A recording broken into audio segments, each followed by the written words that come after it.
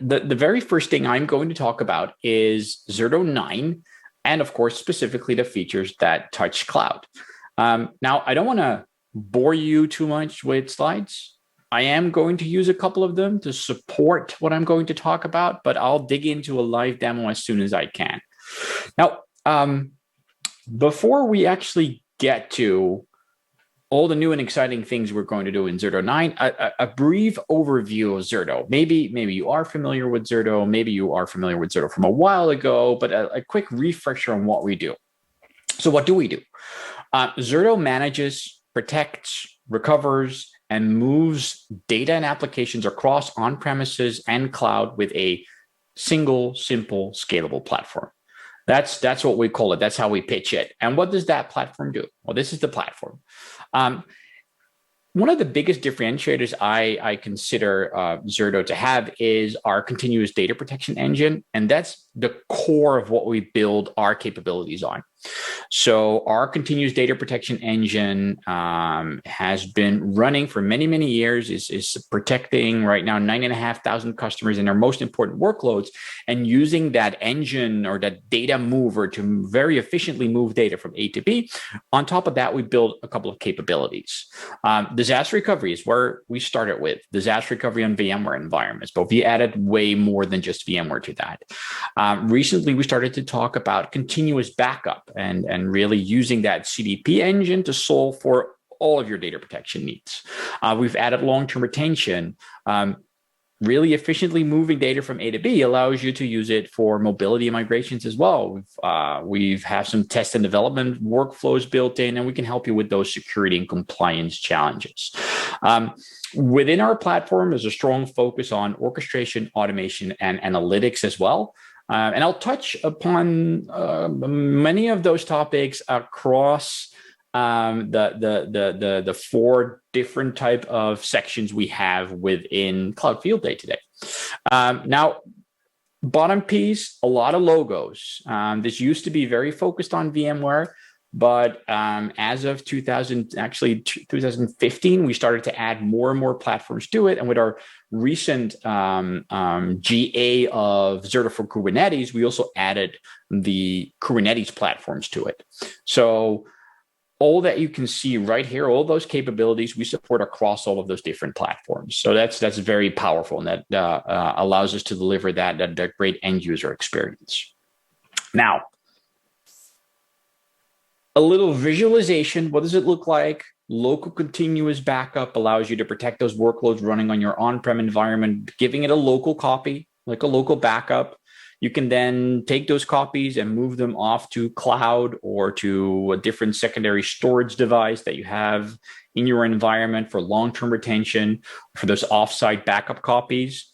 We allow you to create a continuous data protection copy on a remote site. That could be an on-prem site with a different hypervisor, or it could be a cloud.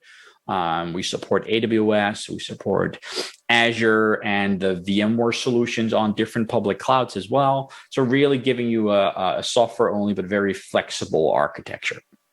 That's just a quick little architectural overview of how it works. But let's dig into what Zerto 9 actually brought us from a cloud perspective. Now, the first thing I'm going to talk about is cloud tiering for Microsoft Azure Blob Storage and AWS S3. So what does that mean? As you've seen on the previous architecture slide, we have what we call long-term retention capabilities built into Zerto as of Zerto 7, basically. And this allows us to take the data that is in our local journals. Zerto is very well known for the journaling technology, and offload that, or basically take a copy and store it offsite.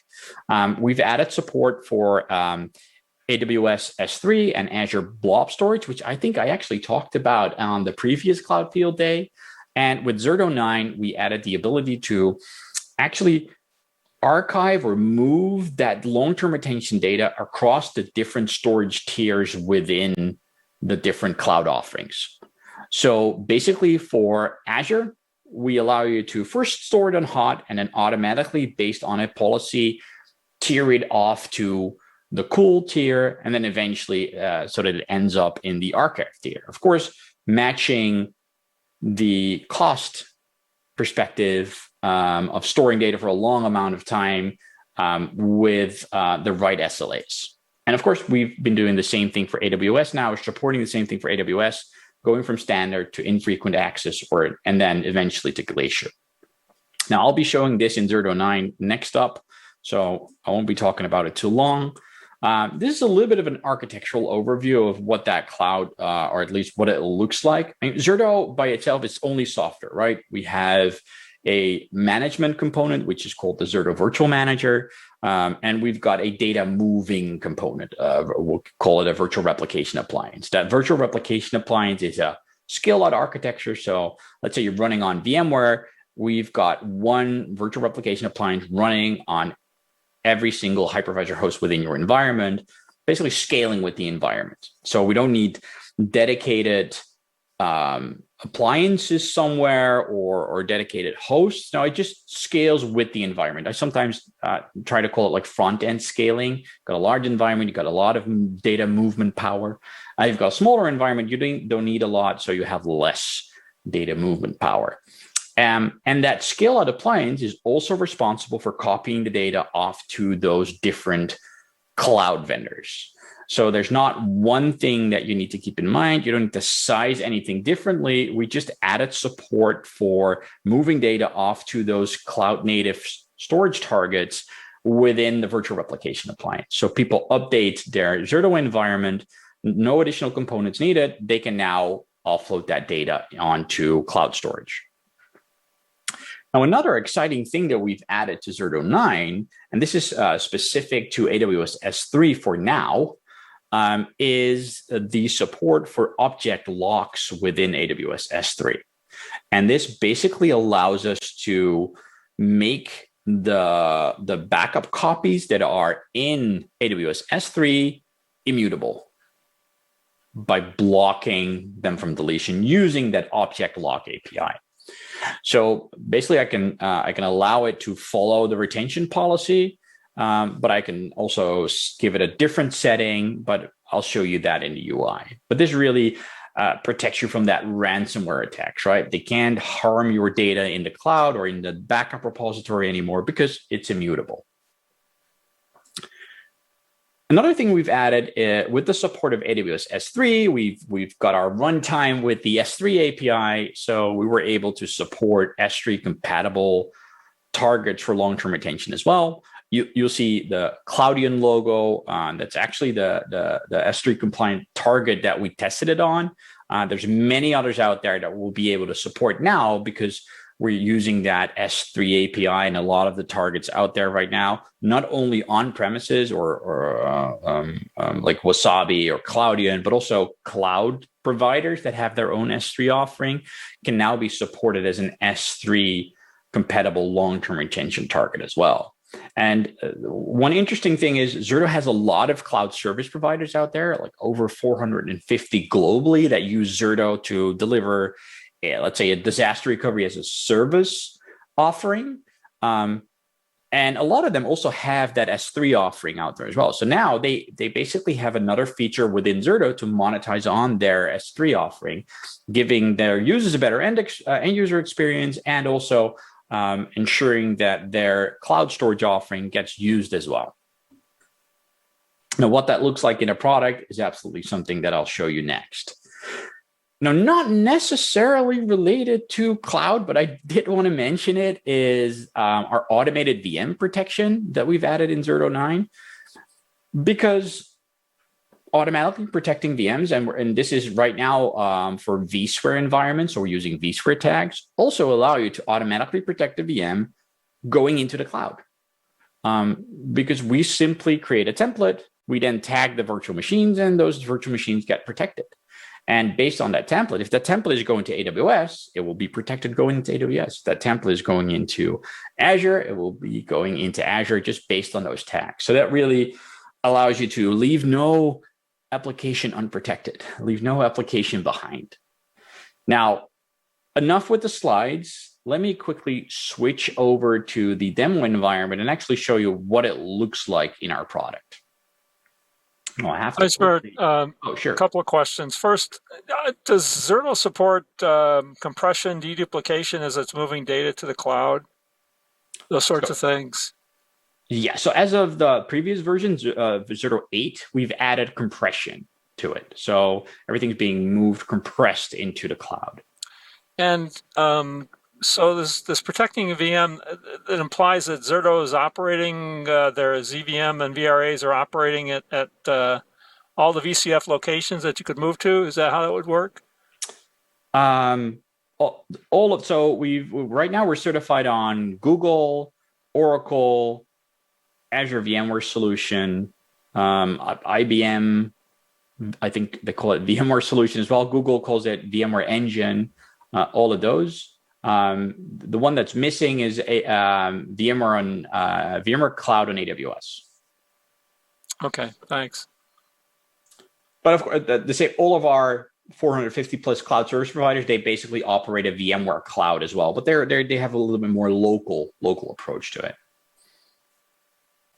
So I've got a Zerto installation set up, and the Zerto installation is protecting a couple of what we call virtual protection groups. Virtual protection groups are our way to group VMs into a logical entity. That entity gets protected as one. So that means that if you protect 3 VMs, every VM will be protected using right order fidelity and remaining and we're remaining the consistency across those VMs. So if I recover that group of VMs, every single VM in that group will be recovered to the exact same point in time. And I'm going all kinds of directions. So I've got a VM going into Azure. I call it web application into Azure. I've got an application going into AWS. I've got a file server, which I'm protecting, as you can see, locally. That's more for the backup use case. And I've got 2 different applications, which I'm protecting to a remote site, to Arnhem, which is actually my hometown. So there's a small link there. Now, if I go into one of those applications or one of those protection groups and go to the settings, you'll be able to see that for one of them, specifically this ERP application, I have configured long-term retention. Now, Zerto is really well known for their replication and their journaling technology. So giving you really granular recovery. So every few seconds, we create a checkpoint and you can recover to that checkpoint. And that's what we call the journal. And the journal is what we now sometimes refer to as the short-term retention. Because the journal can maintain up to 30 days of changes, and this is where I configure it. So I've got a SLA, we call it, and this is where I configure the journal history. Right now, this is 1 day, so I'm keeping 1 day of changes within the journal, and the journal means fast recovery, really granular recovery. I've got a target RPO alert of 5 minutes, but if I want to store my data for a longer amount of time, we basically have the feature which we added in Zerto 7 called long-term retention. And long-term retention means I'm offloading a point in time to the cloud. I simply enable it. I select the repository I want to copy it to. In this case, I've got S3. And I give it the retention policy. So right now I'm doing daily copies. I'm keeping those for 7 days and weekly. Now, this goes to the repository. And the repository, as of Zerto 9, supports the ability to tier it off to different tiers within that repository. So if I go to the repository I configured within Zerto, the only thing I need to do, we don't require any compute in the cloud. We simply use all the APIs that are available in the cloud. We simply allow you to set these settings or policy, if you'd like to call it, to say, okay, after 30 days, move it from that standard into standard infrequent access. It's a little bit cheaper. We don't need it a lot anymore after 30 days. So that's a safe place to put it. But then after 90 days, well, the likelihood of me needing to recover something from 90 days ago is not likely. So move it off to Glacier, very cost effective. That allows you to store data for many, many years if you want to, again, with the most effective pricing. Now, the other thing I talked about, of course, was immutability, a fairly important topic nowadays, because we want to make sure that data cannot get touched by anything outside of the process that needs to touch it. So immutability allows you to simply mark all retention sets immutable using the VPG retention policy. So if the retention expires, well, of course, then we need to delete it. And so then the immutability, the object lock gets removed. But I could also set it manually and say, okay, fine, but I want to keep it there for 30 days by default. And so after 30 days, it expires and the object lock is gone and it's no longer immutable. So this is how you can set it. Now, the reason we're using object locks is because this allows us to really do it on an object level. Kind of object lock says it all. And we don't have to do it on a per bucket level, because that would mean we first have to move data into a different bucket and then make that bucket immutable. But that actually adds a lot of cost. That adds the cost of moving data from one bucket to another. And we all know that once you get into the cloud, you pay for every transaction, you pay for data movement. So we want to minimize that as much as possible. So that's why we're using the object lock. Now, this is the same sort of settings that we would set on an S3 bucket directly. Can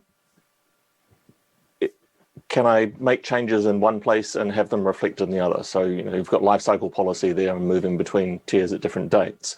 Is the canonical copy of that configuration on the S3 bucket or inside Zerto? No, it's inside Zerto, and mostly has to do with our garbage collection process that needs to clean up copies as they expire. That's why we want to manage it from within Zerto. So I guess the question goes, if the object moves from standard to standard and infrequent to Glacier, that object lock moves with it? Yes. Okay. And we actually have the similar settings for Azure. Now, the only thing that Azure doesn't have yet is the API for object lock experiences. So that's actually coming soon. So as soon as that's there, we'll start supporting immutability in Azure Blob storage as well. But right now we do support tiering because, of course, Azure has different tiers available in their Blob storage as well. So they've got the hot tier and they've got the cool tier and then the archive tier. Now, my Blob storage is actually already on the cool tier, so I can't move it onto the cool tier because it's already there. So that's why you can see it grayed out here, but it's the exact same settings, right? After 30 days, move it to cool. After 90 days, move it to archive. And we want to keep it as simple as possible, of course, and give that unified experience no matter what type of storage repository you use and no matter what cloud you use. Okay, a quick question about this. I'm just trying to understand, since Zerto doesn't set the object lock directly, technically or hypothetically, I could bypass Zerto, directly access the blob, and it would be unprotected, because the object lock is not set on it. Yeah, there exactly. So in Azure, there's no object lock yet, or at least not through the API. Right, not yet. What you said, it's coming soon. Then. Yes, correct. So you need to be very careful with protecting the blob storage. So making sure that you've used the right permissions and only use the bare minimal that you need. I think it's called a method of least privilege or something like that. But the thing with Zerto is, our architecture is very isolated, or at least it allows you to isolate a lot of things. So for example, the management environment, the Zerto Virtual Manager, doesn't need access to any of the repositories out there. Only those replication appliances, they actually need the access to the repositories, whether you're using cloud or you're using NFS or SMB, because we support all kinds of other targets as well, not just cloud. We support on-prem purpose-built backup appliances or like data domains or exagrids or HPE Store 1s as well. So you can really isolate it. All of those virtual replication appliances are hardened Linux appliances. So there's a lot of segregation within our architecture by itself. So that makes it a little bit easier to protect it against malicious attacks as well. Right, and since the repos are the weak link in the chain, right? Did you say you have repos that run on Linux or just proxies? So our repos, we support NFS SMB. So the repos itself, they're not Zertos. We just use NFS or SMB shares running on different kinds of platforms. So we access them directly using our virtual replication appliances. Those virtual replication appliances that move the data to those repositories, that are Linux appliances. I hope that answers the question. Okay. Yeah. Thank you. So in tiering, when a data is restored from, let's say, Glacier, does it move all the way up to stack, or what happens to the data that's been restored?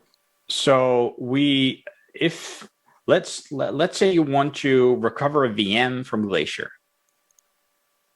We actually pull the data directly from Glacier into the environment you're restoring it in. So let's say VMware, back to VMware. So we're pulling the data from Glacier. That's going to take a while. So anything besides the archive tiers, like archive within Azure and Glacier within AWS, it goes a lot faster, and we can recover more than just VMs. We can recover files, for example, as well.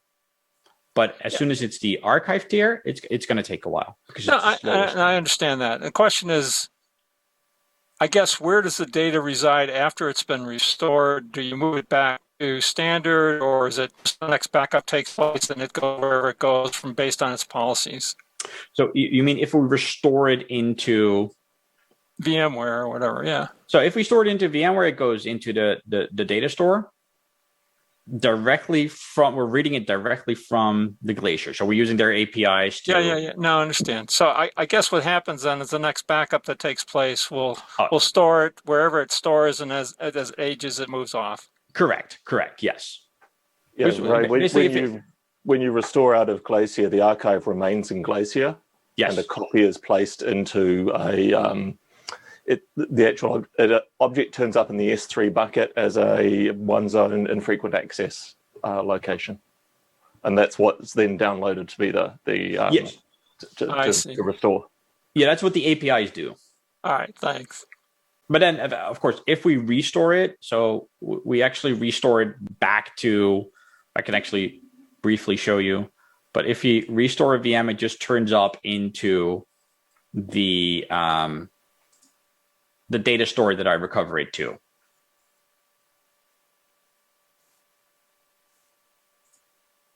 I got it. Thanks. I hope it's clear. If not, afterwards, we've got that question session. Hook me up. So that's a lot about our long-term retention and moving data from on-prem to the cloud, and then tiering it in the cloud and making it immutable. Now, I briefly touched upon our capabilities to do DR into the cloud, but also talked a little bit about automated VM protection.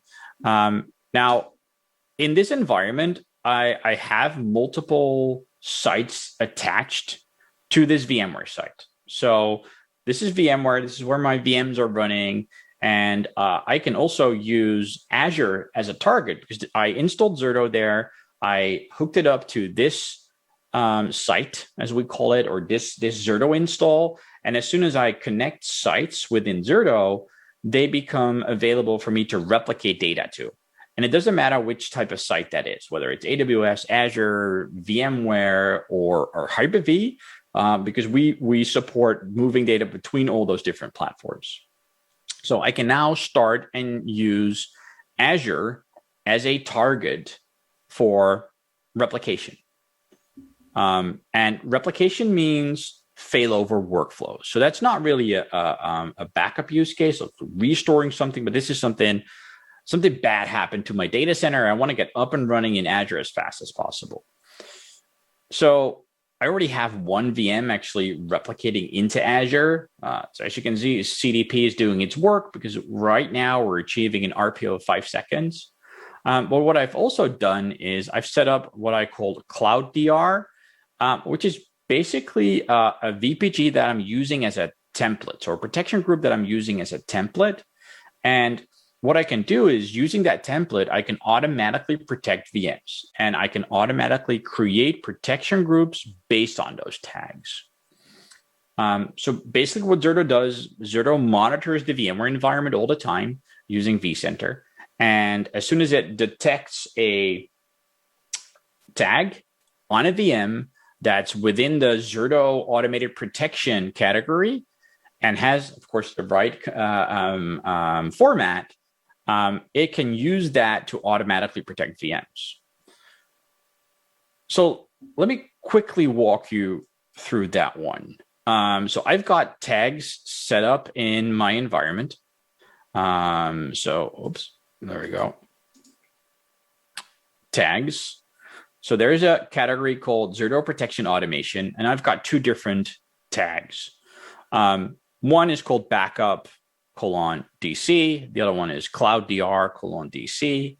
Basically, the first part before the colon means this is the template that I'm going to use. I call it cloud DR. It could be gold, silver, bronze, whatever you call SLA 1, 2, 3, whatever you want to call it in your environment.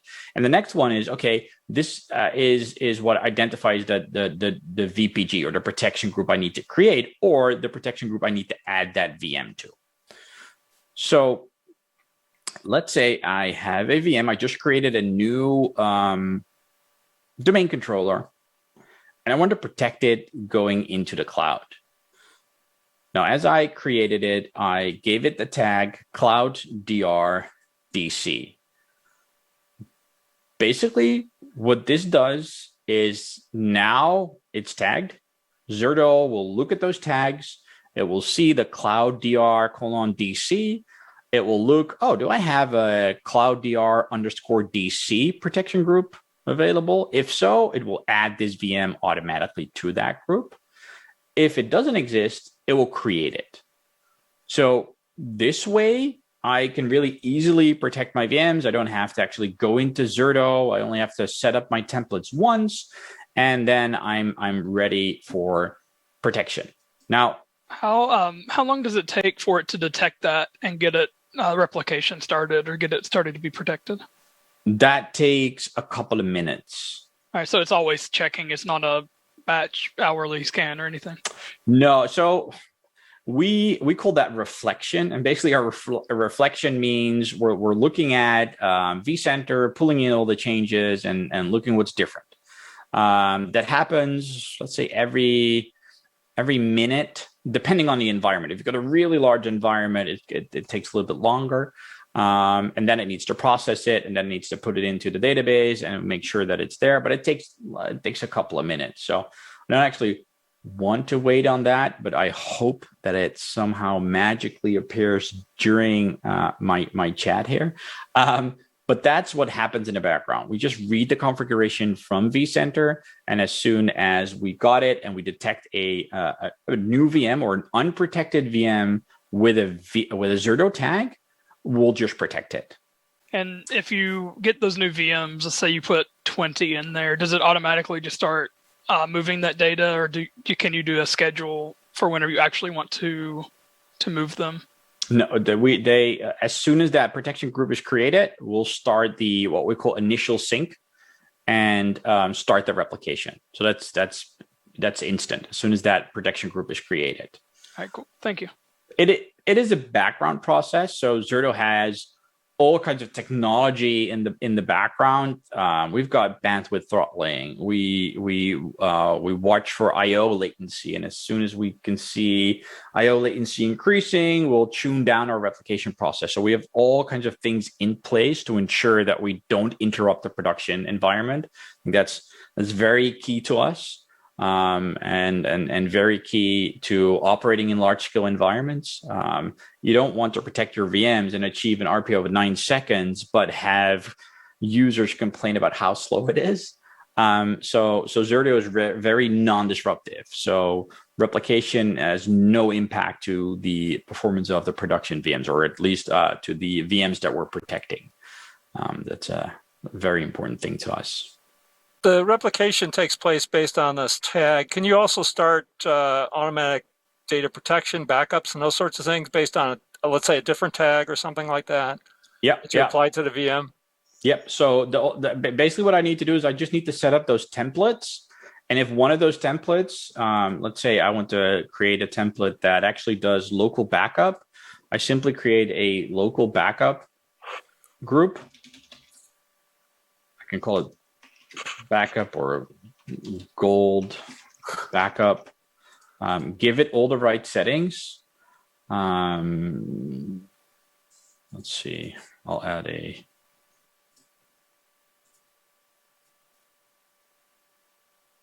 I can configure where I want to store it. Set all the SLA settings, enable long-term retention, you name it.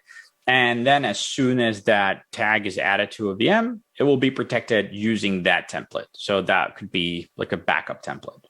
I got you.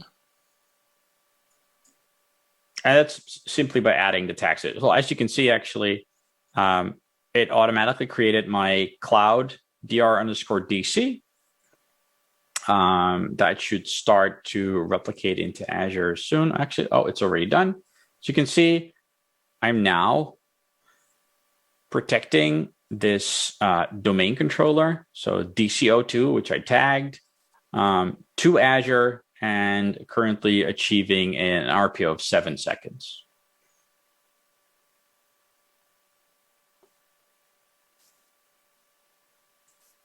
As you can see, as soon as you go into Azure, of course, there's different settings because we allow you to configure, okay, what kind of instance does it need to be? Does it need to be a different instance when I do a failover test instead of an actual failover? Do I need to have different instances per different VM? So we could go really granular from a settings perspective as well. But this allows you to just quickly protect and allow you to recover into the cloud. So one question I have, and I don't know if that fits right into this part of the demo, but can Zerto back up bare metal, right? So the idea is that I have one solution that will back up all my workloads, and I really don't care what it runs on. And if it does, it would be nice. So if I have an old server that just runs a really hard to replace business application, I was like, I want to push that server into the cloud. Now I know the application might not run that great, but if Zerto can back up the bare metal, and then I can restore it and run it in AWS. Is that possible? So Zerto is focused on virtual workloads, so virtual machines, and as of recently, containerized workloads, so running on Kubernetes. So there's no support for anything bare metal. So backups are great. I care about restores. Yes. Can you show me various restore things? So, restore workflows or an actual restore? Both. So sure. The reason I have backups is because something has gone wrong and I want to get my data back. Yes. So I want to be able to do that quickly and easily without stress because I'm already stressed. Yeah. Oh, absolutely. We no one likes stress. So we try to make that as easy as possible. So if you actually go to the bottom left side here, there's a couple of options. I've got failover, which is really focused around recovering from a disaster. So failing over all my workloads into the cloud or to its target, using our orchestration. So I've got built-in boot order, re-IP, you name it. Now, I won't go into all those details because I don't think that the time allows us to. But let's say I want to run one of those failovers. I simply go to failover live. Live means it's real, something's wrong. I can then recover all of these different applications or workloads to a different point in time. So this is where our journaling technology comes in. So this is where you can see the 5 seconds granularity. So I can rewind it 5 seconds ago. Maybe something happened an hour ago, a database corruption, or something else happened that a lot of my data is corrupted or maybe even encrypted by ransomware. I can rewind it very granularly. Click OK, click next, and basically click start. So because I can pre-configure a lot of the settings, like which network do we put it in? What's the boot order? Do I need to set new IP addresses? That's all part of that recovery workflow. It's really easy to just start that failover process. Now, this is a live failover. You want to see, I mean, there's no such thing as DR if you've never tested it. So we also have a test workflow, which is basically the exact same workflow, but instead of impacting production, shutting down production VMs, using the production network, we allow you to specify a test network or an isolated network, and we'll keep on protecting the production workload. We'll keep on running the production workload, but we'll allow you to basically fully simulate a failover test or a failover into an isolated environment by using that test workflow. So that's a non-disruptive workflow. So that's like big recoveries. So a data center went down, a cluster went down, my storage is gone, things like that. Now there's also smaller ones like. Gijsbert, sorry, just very quickly on this. Can you also run script or stuff on that file against that failover? So just to check if I can log in or things like that. Yes, absolutely. So that it's totally automated. I mean, I want to do it every other day and just be sure that I can log in my system. Oh, so by itself, Zerto has like pre and post failover scripts that can differ if you're doing a failover or a failover test. You can use our API to automate that failover. If you actually want to test within, let's say, the VMs, what we typically see our customers do is use their monitoring tools to monitor that. So they actually have an instance of their monitoring software running in their isolated network. They automate a failover. They automate the creation of a availability report within their monitoring software, and they email it back as soon as it's done. Then stop the failover. You can actually fully automate that if you want to. Okay, thank you. No worries. Now, so all those failovers really depend upon your replication solution. So these are all being replicated. Everything on this list. yes.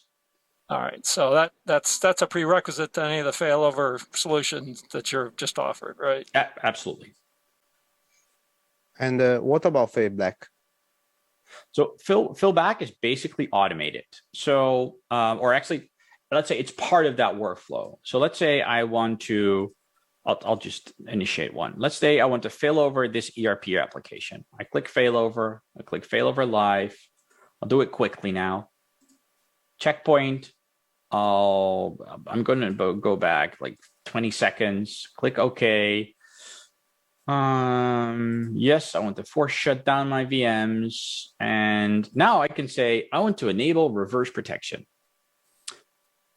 Reverse protection basically means as soon as I'm done with my failover and I've committed to that failover, and that's what we call our commit policy. And I'll go into a little bit more depth on that actually as part of this workflow.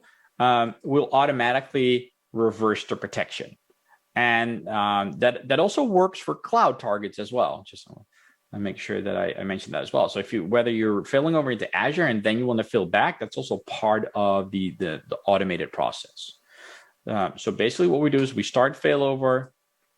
So what happens now is it will shut down the VMs. It will create them on the target location. It will boot them. And as soon as that is done, the failover is in what we call an uncommitted phase, or in an uncommitted state. What that means is right now I have the ability to quickly roll back. I can quickly test, is everything up and running? Is this the right point in time? Is my data all there? Are my applications working? If so, I commit to it.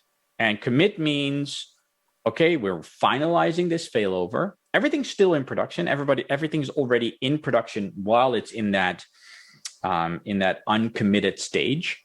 And at the end of that, we'll actually flip the replication. As you can see, it's now going from my local site into RNAM. And it's now, the failover is done. I can now commit or roll back. Roll back allows me to quickly check pick another point in time and use that one. Or I can say commit, everything's fine, everything's up and running, and I want to reverse protect it afterwards. So that's all part of the process. So now I click OK. Okay, cool. And that's it. And then as soon as that's done, you'll see the arrow actually flip directions, and now I'm protecting from one side to the other, which then allows me to do what we call a fill back or a move back.